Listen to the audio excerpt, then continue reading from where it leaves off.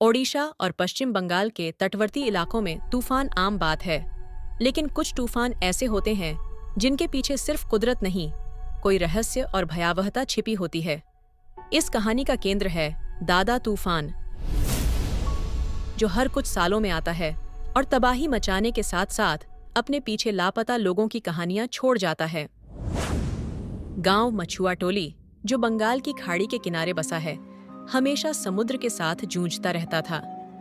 अक्टूबर का महीना था और मौसम विभाग ने अलर्ट जारी किया था। दादा तूफान तट से टकराने वाला था। ये वही तूफान था जिसके बारे में बुजुर्गों का कहना था कि ये सिर्फ बर्बादी नहीं, आत्माओं का कहर भी लाता है। गांव वालों ने तूफान की चेतावनी को गंभीरता से लिया। सभी ने अपने घर बंद कर लिए और सुरक्षित स्थानों पर जाने लगे। लेकिन रमेश और बिलासिनी, पति पत्नी, ने गांव छोड़ने से इनकार कर दिया। रमेश ने कहा, हमारा घर और नाव ही हमारी जिंदगी है, अगर इसे छोड़ दिया तो कुछ नहीं बचेगा। तूफान की रात, हवा इतनी तेज हो चुकी थी कि पेड़ उखड़ने लगे थे। समुद्र का पानी गांव की गलियों में घुस आया। रमेश और बिलासिनी ने अपनी खिड़कियां बंद कर ली, लेकिन तभी दरवाजे पर किसी ने जोर से दस्तक दी। रमेश ने सोचा कि कोई पड़ोसी मदद मांगने आया होगा। उसने जैसे ही दरवाजा खोला, वहां एक बूढ़ा आदमी खड़ा था। उसका चेहरा सफेद था, आंखें अजीब ढंग से चमक रही थीं और उसके होठों पर एक खौफनाक मुस्कान थी। वह धीरे से बोला, दादा आ रहा है, क्या तुम तैयार हो? और यह कहकर वह हवा में घुल गया, जैसे उसका अस्तित्व कभी था ही नहीं। रमेश घबरा गया। उसने सोचा, क्या यह तूफान का असर है या मैंने सच में कुछ अजीब देखा? लेकिन अब समय नहीं था सोचने का।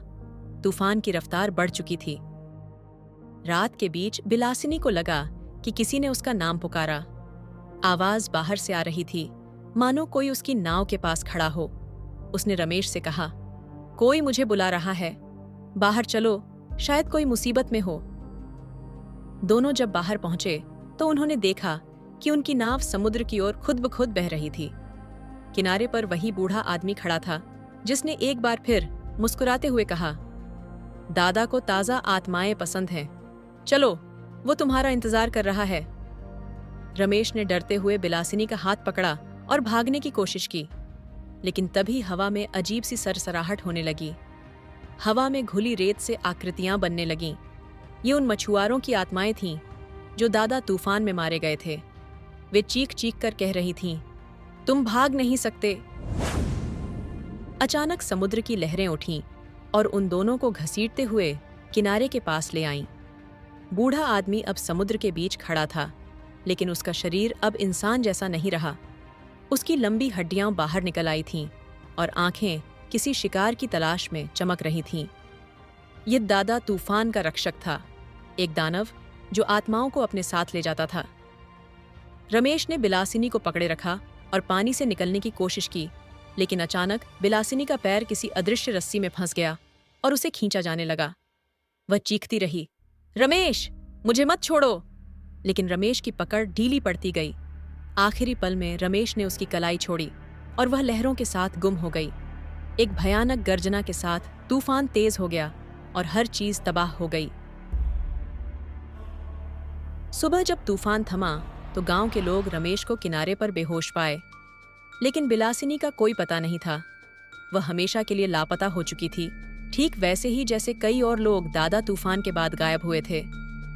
रमेश ने गांव वालों को सारी कहानी सुनाई, लेकिन किसी ने उस पर यकीन नहीं किया। सबने कहा, तूफान में कई लोग खो जाते हैं, ये नई बात नहीं है। लेकिन रमेश जानता था कि जो उसने देखा वह महज तूफान नहीं था। कुछ हफ्तों बाद रमेश ने गांव छोड़ दिया, लेकिन कहते हैं कि जब भी दादा तूफान आता है, वह उसी नाव पर बैठा दिखाई देता है, समुद्र के किनारे अकेले चुपचाप बैठा हुआ, मानो किसी को बुला रहा हो।